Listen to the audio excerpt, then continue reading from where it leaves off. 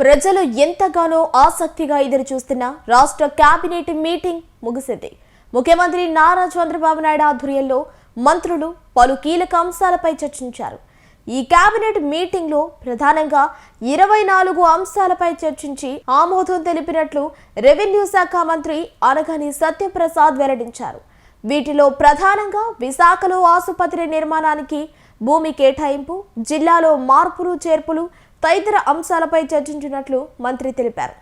ఈరోజు అమరావతిలో రాష్ట్ర ముఖ్యమంత్రి నారా చంద్రబాబు నాయుడు అధ్యక్షతన ఏపీ కేబినెట్ పలు కీలక నిర్ణయాలు తీసుకుంది.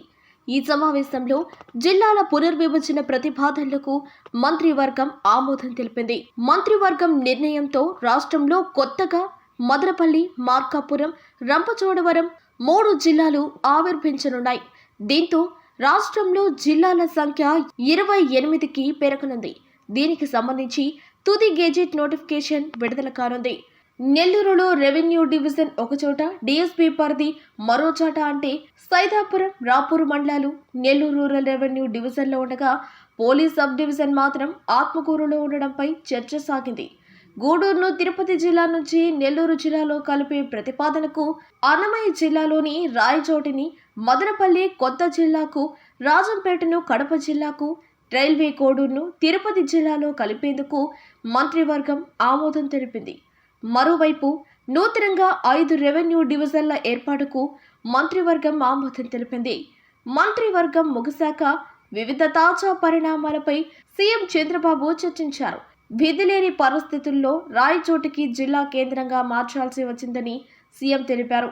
రాజంపేట వాసులు కడపను కోరుకుంటున్నారని, రైల్వే కోడూరు వాసులు తిరుపతిని కోరుకుంటున్నారని సీఎం తెలిపారు. ప్రజా ప్రయోజనాల కోసం మార్పు తప్పలేదని వివరించారు. ఈ కేబినెట్ 24 అంశాలు చర్చించి ఆమోదం తెలిపినట్టు మంత్రి అనగాని సత్యప్రసాద్ మీడియా ముందు వివరించారు. వీటిలో ప్రధానంగా జిల్లాలో మార్పులు చేర్పులు, రెవెన్యూ డివిజన్ల ఏర్పాటు తదితర అంశాల గురించి చర్చించినట్టు మంత్రి తెలిపారు.